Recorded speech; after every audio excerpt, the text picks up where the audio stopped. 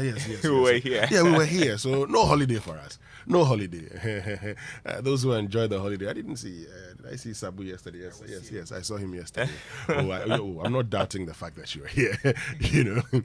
But Well, speak about what we were doing yesterday. The president was speaking yesterday, right? yes, he was speaking. He's been talking about, how developments on the global stage have been affecting our economy. The fact that every bullet in Ukraine affects Africa. Mm-hmm. And he also talked about the ratings by these international rating organizations and how they have an impact on developing economies like Ghana.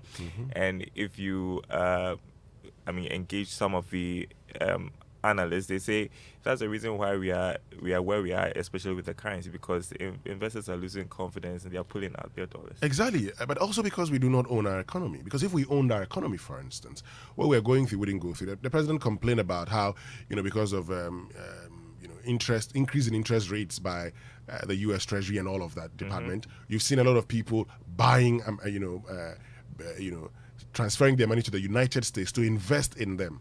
That makes a lot of sense because if I have my currency, if I have my money invested in a CD denominated bond and the CD is depreciating, I would and there's a lot of interest with the dollars, which I know is the currency that everyone wants to have.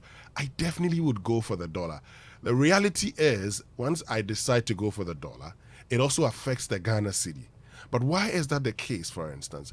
It is because we do not own our economy. Well, we can't do anything about that. But if a lot of Ghanaians were buying the cedi-denominated bonds, and a lot of it was owned by Ghanaians, you get a lot of Ghanaian companies in Ghana making profits, we would not be repatriating all these profits to the United States to invest in dollars. I'm not sure many Ghanaians would have done that. They would have expanded their businesses in Ghana.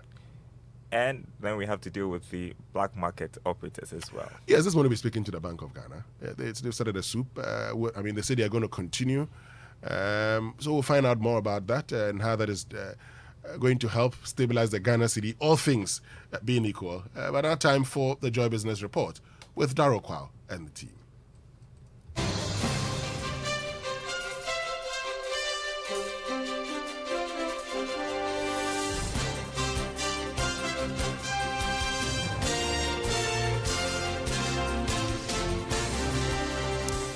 Welcome back from the holiday. Welcome to the Joy Business Report. Coming up, Ghana ranked first in Africa with the largest outstanding debt of $1.69 billion to the International Monetary Fund as of July this year. Also, government rules out immediate negotiations with local bondholders as part of debt restructuring program, insisting it's yet to settle on approach and areas to be affected. Plus, National Petroleum Authority halts issuance of new licenses to bulk oil importers and marketing firms as it takes steps to sanitize the industry with possible downsizing of number of operators. Details coming up.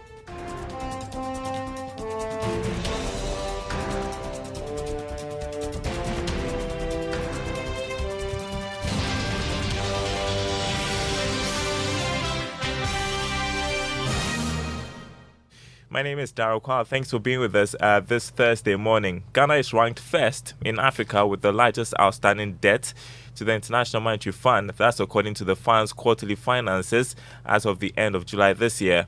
The country's loans outstanding to the fund is estimated at $1.69 billion. Charles Nixon looks through the financial report and has more. Ghana's loans outstanding to the fund represent 9% of the total number of African countries indebted to the fund. It is also equivalent to 178% of its quota or share of monies borrowed from the fund.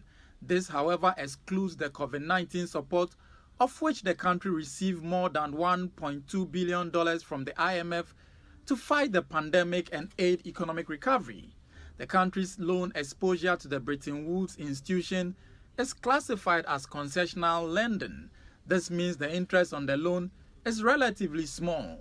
As of June this year, the nation's external debt was estimated at $28.1 billion, with majority of the loans being commercial.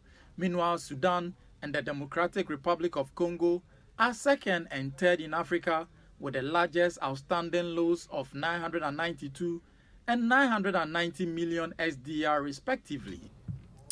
Charles Nixon Yabwa with that report. Meanwhile, government says it is racing against time in securing a facility from the International Monetary Fund before the 2023 budget is presented to Parliament in November. A team from the IMF will be in town on Monday, September 26, to commence official negotiations for an economic program with Ghana.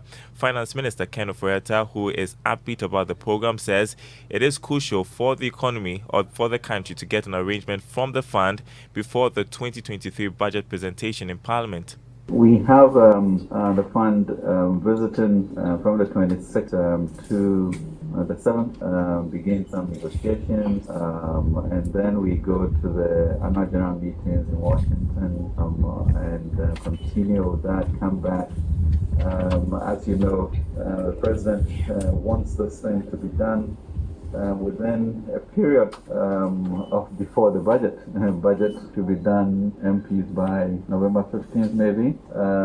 So it's really a crunch time. Zambia took 2 years, so we want to do it differently. But I think we are determined to do that, and we need as a nation to move beyond the memory and to understand that we can do that. You heard the Finance Minister Ken Ofori-Atta. Meantime, government is ruling out immediate negotiations with local bondholders as part of its debt restructuring program. Persons close to the Finance Ministry say government is yet to finalize the approach in areas that will be affected.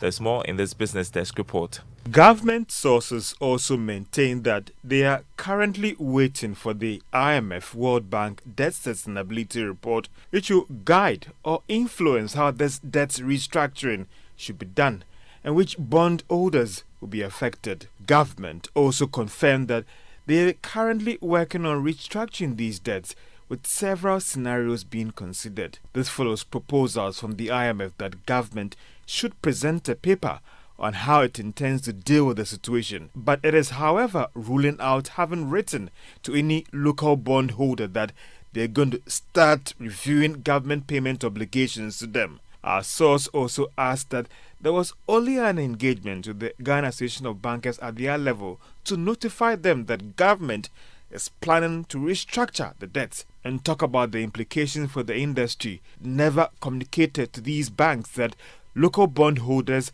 are going to receive any haircut. Meanwhile, Joy Business is learning that irrespective of the outcome of the IMF World Bank Debt Sustainability Analysis report, government has taken a decision not to touch the local bonds. It is, however, not clear for now whether the plan will be to look at the foreign bondholders. Some analysts have also argued that this debt restructuring program, no matter the form that would take, may come with some challenges for the economy going forward.